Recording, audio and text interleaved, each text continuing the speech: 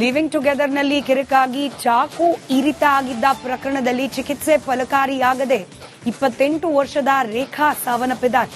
ತೀವ್ರ ರಕ್ತಸ್ರಾವ ಹಿನ್ನೆಲೆಯಲ್ಲಿ ಚಿಕಿತ್ಸೆ ಫಲಿಸದೆ ಸಾವನ್ನಪ್ಪಿದ್ದಾರೆ. ಬರೋಬ್ಬರಿ 11 ಬಾರಿ ಆರೋಪಿ ಲೋಕೇಶ್ ರೇಖಾಗೆ ಇರಿದಿದ್ದ.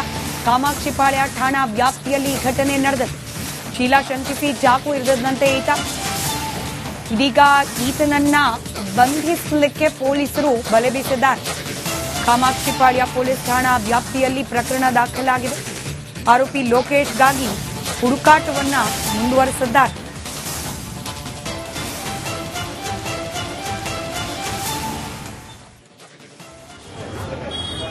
ಅದಷ್ಟು ಡೀಟೇಲ್ಸ್ ನಮ್ಮ ಪ್ರತಿನಿಧಿ ಧ್ರುವರಾಜ್ ನೀಡ್ತಾ ಹೋಗ್ತಾರೆ. ದೂರವಾಣಿ ಸಂಪರ್ಕದಲ್ಲಿದ್ದಾರೆ. ಧ್ರುವರಾಜ್, ಲಿವಿಂಗ್ ಟುಗೆದರ್ನಲ್ಲಿ ಕಿರಿಕ್ ಚಾಕು ಇರುತ್ತಾ ಚಿಕಿತ್ಸೆ ಫಲಕಾರಿಯಾಗದೆ ಆ ಮಹಿಳೆ ಸಾವನ್ನಪ್ಪಿರೋದು, ಏನ್ ಡೀಟೇಲ್ಸ್ ಇದೆ ಪ್ರಕರಣದ ಬಗ್ಗೆ? ಸ್ಮಿತಾ, ಈ ರೇಖಾ ಏನಿದ್ದಾಳೆ ಮಹಿಳೆ, ಈಕೆಗೆ ಈ ಹಿಂದೆಗೆ ಒಂದು ಮದುವೆ ಕೂಡ ಆಗಿತ್ತಂತೆ. ಇಬ್ರು ಮಕ್ಕಳು ಕೂಡ ಇದ್ರು. ಆದ್ರೆ ಆ ಮೊದಲ ಗಂಡನ ಜೊತೆ ಆಕೆ ಬೇರಾಗಿದ್ಲು. ಅನಂತರ ಈ ಆರೋಪಿ ಲೋಹಿತಾಶ್ವ ಏನಿದ್ದಾನೆ ಆತನ ಪರಿಚಯ ಆಗುತ್ತೆ. ಆಗಾಗ್ಲೇ ಈ ಆರೋಪಿಗೂ ಕೂಡ ಈಗಾಗಲೇ ಒಂದು ಮದುವೆ ಆಗಿ ಡೈವರ್ಸ್ ಆಗಿತ್ತು. ಕೆಲ ವರ್ಷಗಳಿಂದಲೇ ಈ ರೇಖಾ ಮತ್ತೆ ಲೋಹಿತಾಶ್ವ ಇಬ್ರು ಕೂಡ ಸಂಪರ್ಕದಲ್ಲಿ ಇರ್ತಾರೆ. ಆದ್ರೆ ಕಳೆದ ಕೆಲ ದಿನಗಳ ಹಿಂದೆ ಇಬ್ರು ಒಂದು ದೇವಾಲಯವೊಂದರಲ್ಲಿ ಮದುವೆ ಕೂಡ ಆಗಿದ್ರಂತೆ. ಬಳಿಕ ಶಿರಾದಿಂದ ಬೆಂಗಳೂರಿಗೆ ಬಂದಿದ್ರು. ಇಬ್ರು ಕೂಡ ಶಿರಾ ಮೂಲದವರು. ಬೆಂಗಳೂರಿನ ಖಾಸಗಿ ಕಂಪನಿ ಒಂದರಲ್ಲಿ ಈ ರೇಖಾ ಕೆಲಸ ಮಾಡ್ತಾ ಇದ್ಲು. ಅದೇ ಒಂದು ಕಂಪನಿಯಲ್ಲಿ ಈ ಲೋಹಿತಾಶ್ವನಿಗೂ ಕೂಡ ಡ್ರೈವರ್ ಆಗಿ ಕೆಲಸವನ್ನ ಕೊಡಿಸಿದ್ಲು. ಆದ್ರೆ ಈ ಲೋಹಿತಾಶ್ವನಿಗೆ ರೇಖಾ ಮೇಲೆ ಒಂದು ಅನುಮಾನ ಶುರುವಾಗುತ್ತೆ. ಆಕೆ ಬೇರೆ ಒಬ್ಬ ಪುರುಷನ ಜೊತೆ ಸಂಬಂಧ ಇಟ್ಕೊಂಡಿದ್ದಾಳೆ ಅಂತ ಹೇಳಿ ಆಕೆಯ ಜೊತೆ ಕಿರಿಕನ್ನ ಕೂಡ ಮಾಡ್ತಾ ಇದ್ದ. ಈ ಗಲಾಟೆ ತಾರಕಕ್ಕೇರಿ ಇವತ್ತು ಬೆಳಗ್ಗೆ ಆಕೆಯ ಮೇಲೆ ಅಟ್ಯಾಕ್ ಮಾಡಿದ್ದಾನೆ. 12 ವರ್ಷದ ಮಗಳ ಜೊತೆ ಬಸ್ ನಿಲ್ದಾಣದಲ್ಲಿ ರೇಖಾ ನಿಂತಿದ್ಲು. ಆಗ ಆಕೆಯ ಮೇಲೆ ಅಟ್ಯಾಕ್ ಅನ್ನ ಮಾಡ್ತಾನೆ. ಪೊಲೀಸರು ಪ್ರಕರಣವನ್ನ ದಾಖಲಿಸಿಕೊಂಡು ಕಾಮಾಕ್ಷಿಪಾಳ್ಯ ಪೊಲೀಸರು ಆರೋಪಿಗಾಗಿ ಹುಡುಕಾಟವನ್ನ ಕೂಡ ನಡೆಸ್ತಾ ಇದ್ರು. ಆದ್ರೆ ಈ ರೇಖಾ ಚಿಕಿತ್ಸೆ ಫಲಕಾರಿಯಾಗದೆ ಸಾವನ್ನಪ್ಪಿದ್ದಾಳೆ. ಈಗ ಸದ್ಯ ಕೊಲೆ ಕೇಸನ್ನ ದಾಖಲಿಸಿಕೊಂಡ ಪೊಲೀಸರು ಈ ಆರೋಪಿಗಾಗಿ ಹುಡುಕಾಟವನ್ನ ಕೂಡ ನಡೆಸ್ತಾ ಇದ್ದಾರೆ. ಸ್ಮಿತಾ, ಧನ್ಯವಾದ ಧ್ರುವರಾಜ್ ಮಾಹಿತಿಗಾಗಿ.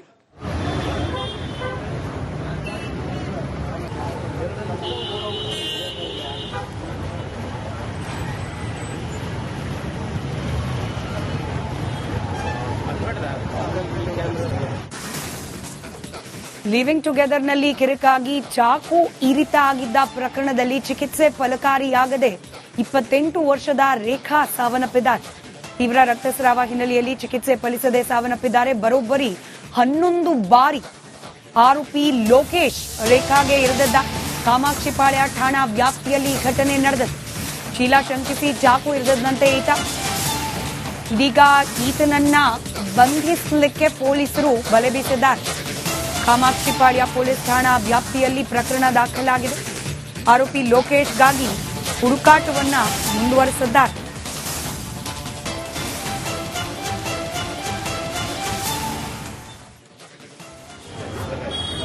ಅದಷ್ಟು ಡೀಟೇಲ್ಸ್ ನಮ್ಮ ಪ್ರತಿನಿಧಿ ಧ್ರುವರಾಜ್ ನೀಡ್ತಾ ಹೋಗ್ತಾರೆ. ದೂರವಾಣಿ ಸಂಪರ್ಕದಲ್ಲಿದ್ದಾರೆ. ಧ್ರುವರಾಜ್, ಲಿವಿಂಗ್ ಟುಗೆದರ್ನಲ್ಲಿ ಕಿರಿಕ್ ಚಾಕು ಇರುತ್ತಾ ಚಿಕಿತ್ಸೆ ಫಲಕಾರಿಯಾಗದೆ ಆ ಮಹಿಳೆ ಸಾವನ್ನಪ್ಪಿರೋದು, ಏನ್ ಡೀಟೇಲ್ಸ್ ಇದೆ ಪ್ರಕರಣದ ಬಗ್ಗೆ?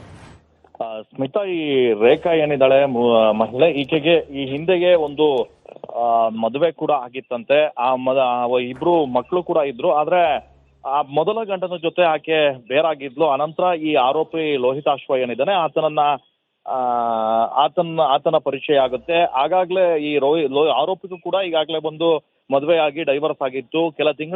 ಕೆಲ ವರ್ಷಗಳಿಂದಲೇ ಈ ರೇಖಾ ಮತ್ತೆ ಲೋಹಿತಾಶ್ವ ಇಬ್ರು ಕೂಡ ಸಂಪರ್ಕದಲ್ಲಿ ಇರ್ತಾರೆ. ಆದ್ರೆ ಕಳೆದ ಕೆಲ ದಿನಗಳ ಹಿಂದೆ ಇಬ್ರು ಒಂದು ದೇವಾಲಯವೊಂದರಲ್ಲಿ ಮದುವೆ ಕೂಡ ಆಗಿದ್ರಂತೆ. ಬಳಿಕ ಶಿರಾದಿಂದ ಬೆಂಗಳೂರಿಗೆ ಬಂದಿದ್ರು. ಇಬ್ರು ಕೂಡ ಶಿರಾ ಮೂಲದವರು. ಬೆಂಗಳೂರಿನ ಖಾಸಗಿ ಕಂಪನಿ ಒಂದರಲ್ಲಿ ಈ ರೇಖಾ ಕೆಲಸ ಮಾಡ್ತಾ ಇದ್ಲು. ಅದೇ ಒಂದು ಕಂಪನಿಯಲ್ಲಿ ಈ ಲೋಹಿತಾಶ್ವನಿಗೂ ಕೂಡ ಡ್ರೈವರ್ ಆಗಿ ಕೆಲಸವನ್ನ ಕೊಡಿಸಿದ್ಲು. ಆದ್ರೆ ಈ ಲೋಹಿತಾಶ್ವನಿಗೆ ರೇಖಾ ಮೇಲೆ ಒಂದು ಅನುಮಾನ ಶುರುವಾಗುತ್ತೆ. ಆಕೆ ಬೇರೆ ಒಬ್ಬ ಪುರುಷನ ಜೊತೆ ಸಂಬಂಧ ಇಟ್ಕೊಂಡಿದ್ದಾಳೆ ಅಂತ ಹೇಳಿ ಆಕೆಯ ಜೊತೆ ಕಿರಿಕನ್ನ ಕೂಡ ಮಾಡ್ತಾ ಇದ್ದ. ಈ ಗಲಾಟೆ ತಾರಕಕ್ಕೇರಿ ಇವತ್ತು ಬೆಳಗ್ಗೆ ಆಕೆಯ ಮೇಲೆ ಅಟ್ಯಾಕ್ ಮಾಡಿದ್ದಾನೆ. 12 ವರ್ಷದ ಮಗಳ ಜೊತೆ ಬಸ್ ನಿಲ್ದಾಣದಲ್ಲಿ ರೇಖಾ ನಿಂತಿದ್ಲು.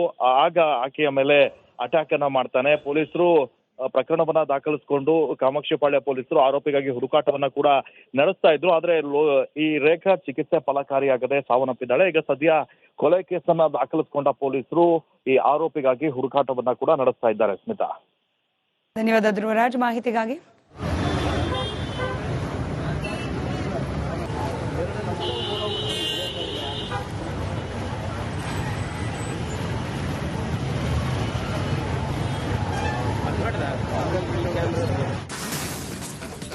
ಲಿವಿಂಗ್ ಟುಗೆದರ್ನಲ್ಲಿ ಕಿರಿಕಾಗಿ ಚಾಕು ಇರಿತ ಆಗಿದ್ದ ಪ್ರಕರಣದಲ್ಲಿ ಚಿಕಿತ್ಸೆ ಫಲಕಾರಿಯಾಗದೆ 28 ವರ್ಷದ ರೇಖಾ ಸಾವನ್ನಪ್ಪಿದ್ದಾರೆ. ತೀವ್ರ ರಕ್ತಸ್ರಾವ ಹಿನ್ನೆಲೆಯಲ್ಲಿ ಚಿಕಿತ್ಸೆ ಫಲಿಸದೆ ಸಾವನ್ನಪ್ಪಿದ್ದಾರೆ. ಬರೋಬ್ಬರಿ 11 ಬಾರಿ ಆರೋಪಿ ಲೋಕೇಶ್ ರೇಖಾಗೆ ಇರಿದಿದ್ದ. ಕಾಮಾಕ್ಷಿಪಾಳ್ಯ ಠಾಣಾ ವ್ಯಾಪ್ತಿಯಲ್ಲಿ ಘಟನೆ ನಡೆದಿದೆ. ಶೀಲಾ ಶಂಕಿಸಿ ಚಾಕು ಇರಿದಂತೆ ಈತ. ಇದೀಗ ಈತನನ್ನ ಬಂಧಿಸಲಿಕ್ಕೆ ಪೊಲೀಸರು ಬಲೆ ಬೀಸಿದ್ದಾರೆ. ಕಾಮಾಕ್ಷಿಪಾಳ್ಯ ಪೊಲೀಸ್ ಠಾಣಾ ವ್ಯಾಪ್ತಿಯಲ್ಲಿ ಪ್ರಕರಣ ದಾಖಲಾಗಿದೆ. ಆರೋಪಿ ಲೋಕೇಶ್ಗಾಗಿ ಹುಡುಕಾಟವನ್ನ ಮುಂದುವರೆಸಿದ್ದಾರೆ.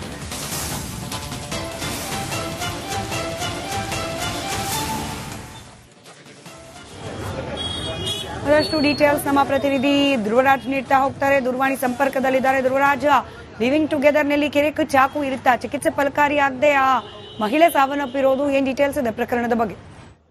ಸ್ಮಿತಾ, ಈ ರೇಖಾ ಏನಿದ್ದಾಳೆ ಮಹಿಳೆ, ಈಕೆಗೆ ಈ ಹಿಂದೆಗೆ ಒಂದು ಮದುವೆ ಕೂಡ ಆಗಿತ್ತಂತೆ.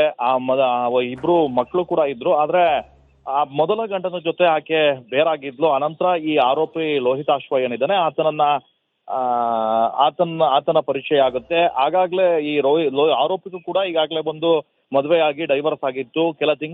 ಕೆಲ ವರ್ಷಗಳಿಂದಲೇ ಈ ರೇಖಾ ಮತ್ತೆ ಲೋಹಿತಾಶ್ವ ಇಬ್ರು ಕೂಡ ಸಂಪರ್ಕದಲ್ಲಿ ಇರ್ತಾರೆ. ಆದ್ರೆ ಕಳೆದ ಕೆಲ ದಿನಗಳ ಹಿಂದೆ ಇಬ್ರು ಒಂದು ದೇವಾಲಯವೊಂದರಲ್ಲಿ ಮದುವೆ ಕೂಡ ಆಗಿದ್ರಂತೆ. ಬಳಿಕ ಶಿರಾದಿಂದ ಬೆಂಗಳೂರಿಗೆ ಬಂದಿದ್ರು. ಇಬ್ರು ಕೂಡ ಶಿರಾ ಮೂಲದವರು. ಬೆಂಗಳೂರಿನ ಖಾಸಗಿ ಕಂಪನಿ ಒಂದರಲ್ಲಿ ಈ ರೇಖಾ ಕೆಲಸ ಮಾಡ್ತಾ ಇದ್ಲು. ಅದೇ ಒಂದು ಕಂಪನಿಯಲ್ಲಿ ಈ ಲೋಹಿತಾಶ್ವನಿಗೂ ಕೂಡ ಡ್ರೈವರ್ ಆಗಿ ಕೆಲಸವನ್ನ ಕೊಡಿಸಿದ್ಲು. ಆದ್ರೆ ಈ ಲೋಹಿತಾಶ್ವನಿಗೆ ರೇಖಾ ಮೇಲೆ ಒಂದು ಅನುಮಾನ ಶುರುವಾಗುತ್ತೆ. ಆಕೆ ಬೇರೆ ಒಬ್ಬ ಪುರುಷನ ಜೊತೆ ಸಂಬಂಧ ಇಟ್ಕೊಂಡಿದ್ದಾಳೆ ಅಂತ ಹೇಳಿ ಆಕೆಯ ಜೊತೆ ಕಿರಿಕನ್ನ ಕೂಡ ಮಾಡ್ತಾ ಇದ್ದ. ಈ ಗಲಾಟೆ ತಾರಕಕ್ಕೇರಿ ಇವತ್ತು ಬೆಳಗ್ಗೆ ಆಕೆಯ ಮೇಲೆ ಅಟ್ಯಾಕ್ ಮಾಡಿದ್ದಾನೆ. 12 ವರ್ಷದ ಮಗಳ ಜೊತೆ ಬಸ್ ನಿಲ್ದಾಣದಲ್ಲಿ ರೇಖಾ ನಿಂತಿದ್ಲು.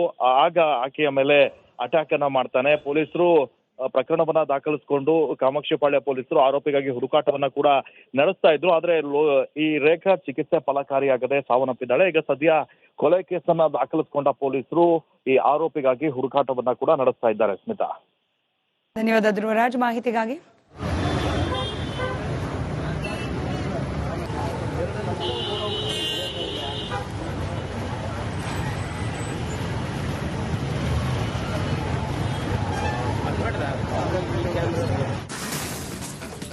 ಲಿವಿಂಗ್ ಟುಗೆದರ್ನಲ್ಲಿ ಕಿರಿಕಾಗಿ ಚಾಕು ಇರಿತ ಆಗಿದ್ದ ಪ್ರಕರಣದಲ್ಲಿ ಚಿಕಿತ್ಸೆ ಫಲಕಾರಿಯಾಗದೆ 28 ವರ್ಷದ ರೇಖಾ ಸಾವನ್ನಪ್ಪಿದ್ದಾರೆ.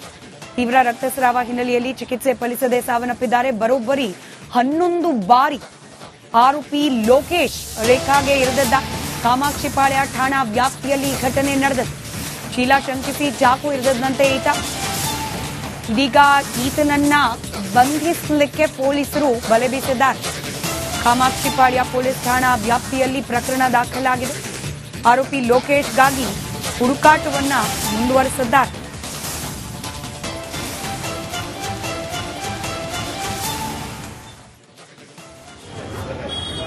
ಅದಷ್ಟು ಡೀಟೇಲ್ಸ್ ನಮ್ಮ ಪ್ರತಿನಿಧಿ ಧ್ರುವರಾಜ್ ನೀಡ್ತಾ ಹೋಗ್ತಾರೆ. ದೂರವಾಣಿ ಸಂಪರ್ಕದಲ್ಲಿದ್ದಾರೆ. ಧ್ರುವರಾಜ್, ಲಿವಿಂಗ್ ಟುಗೆದರ್ನಲ್ಲಿ ಕಿರಿಕ್ ಚಾಕು ಇರುತ್ತಾ ಚಿಕಿತ್ಸೆ ಫಲಕಾರಿಯಾಗದೆ ಆ ಮಹಿಳೆ ಸಾವನ್ನಪ್ಪಿರೋದು, ಏನ್ ಡೀಟೇಲ್ಸ್ ಇದೆ ಪ್ರಕರಣದ ಬಗ್ಗೆ? ಸ್ಮಿತಾ, ಈ ರೇಖಾ ಏನಿದ್ದಾಳೆ ಮಹಿಳೆ, ಈಕೆಗೆ ಈ ಹಿಂದೆಗೆ ಒಂದು ಮದುವೆ ಕೂಡ ಆಗಿತ್ತಂತೆ. ಇಬ್ರು ಮಕ್ಕಳು ಕೂಡ ಇದ್ರು. ಆದ್ರೆ ಆ ಮೊದಲ ಗಂಡನ ಜೊತೆ ಆಕೆ ಬೇರಾಗಿದ್ಲು. ಅನಂತರ ಈ ಆರೋಪಿ ಲೋಹಿತಾಶ್ವ ಏನಿದ್ದಾನೆ ಆತನ ಪರಿಚಯ ಆಗುತ್ತೆ. ಆಗಾಗ್ಲೇ ಈ ಆರೋಪಿಗೂ ಕೂಡ ಈಗಾಗಲೇ ಬಂದು ಮದುವೆ ಆಗಿ ಡೈವರ್ಸ್ ಆಗಿತ್ತು. ಕೆಲ ವರ್ಷಗಳಿಂದಲೇ ಈ ರೇಖಾ ಮತ್ತೆ ಲೋಹಿತಾಶ್ವ ಇಬ್ರು ಕೂಡ ಸಂಪರ್ಕದಲ್ಲಿ ಇರ್ತಾರೆ. ಆದ್ರೆ ಕಳೆದ ಕೆಲ ದಿನಗಳ ಹಿಂದೆ ಇಬ್ರು ಒಂದು ದೇವಾಲಯವೊಂದರಲ್ಲಿ ಮದುವೆ ಕೂಡ ಆಗಿದ್ರಂತೆ. ಬಳಿಕ ಶಿರಾದಿಂದ ಬೆಂಗಳೂರಿಗೆ ಬಂದಿದ್ರು. ಇಬ್ರು ಕೂಡ ಶಿರಾ ಮೂಲದವರು. ಬೆಂಗಳೂರಿನ ಖಾಸಗಿ ಕಂಪನಿ ಒಂದರಲ್ಲಿ ಈ ರೇಖಾ ಕೆಲಸ ಮಾಡ್ತಾ ಇದ್ಲು. ಅದೇ ಒಂದು ಕಂಪನಿಯಲ್ಲಿ ಈ ಲೋಹಿತಾಶ್ವನಿಗೂ ಕೂಡ ಡ್ರೈವರ್ ಆಗಿ ಕೆಲಸವನ್ನ ಕೊಡಿಸಿದ್ಲು. ಆದ್ರೆ ಈ ಲೋಹಿತಾಶ್ವನಿಗೆ ರೇಖಾ ಮೇಲೆ ಒಂದು ಅನುಮಾನ ಶುರುವಾಗುತ್ತೆ. ಆಕೆ ಬೇರೆ ಒಬ್ಬ ಪುರುಷನ ಜೊತೆ ಸಂಬಂಧ ಇಟ್ಕೊಂಡಿದ್ದಾಳೆ ಅಂತ ಹೇಳಿ ಆಕೆಯ ಜೊತೆ ಕಿರಿಕನ್ನ ಕೂಡ ಮಾಡ್ತಾ ಇದ್ದ. ಈ ಗಲಾಟೆ ತಾರಕಕ್ಕೇರಿ ಇವತ್ತು ಬೆಳಗ್ಗೆ ಆಕೆಯ ಮೇಲೆ ಅಟ್ಯಾಕ್ ಮಾಡಿದ್ದಾನೆ. 12 ವರ್ಷದ ಮಗಳ ಜೊತೆ ಬಸ್ ನಿಲ್ದಾಣದಲ್ಲಿ ರೇಖಾ ನಿಂತಿದ್ಲು. ಆಗ ಆಕೆಯ ಮೇಲೆ ಅಟ್ಯಾಕ್ ಅನ್ನ ಮಾಡ್ತಾನೆ. ಪೊಲೀಸರು ಪ್ರಕರಣವನ್ನ ದಾಖಲಿಸಿಕೊಂಡು ಕಾಮಾಕ್ಷಿಪಾಳ್ಯ ಪೊಲೀಸರು ಆರೋಪಿಗಾಗಿ ಹುಡುಕಾಟವನ್ನ ಕೂಡ ನಡೆಸ್ತಾ ಇದ್ರು. ಆದ್ರೆ ಈ ರೇಖಾ ಚಿಕಿತ್ಸೆ ಫಲಕಾರಿಯಾಗದೆ ಸಾವನ್ನಪ್ಪಿದ್ದಾಳೆ. ಈಗ ಸದ್ಯ ಕೊಲೆ ಕೇಸನ್ನ ದಾಖಲಿಸಿಕೊಂಡ ಪೊಲೀಸರು ಈ ಆರೋಪಿಗಾಗಿ ಹುಡುಕಾಟವನ್ನ ಕೂಡ ನಡೆಸ್ತಾ ಇದ್ದಾರೆ. ಸ್ಮಿತಾ, ಧನ್ಯವಾದ ಧ್ರುವರಾಜ್ ಮಾಹಿತಿಗಾಗಿ.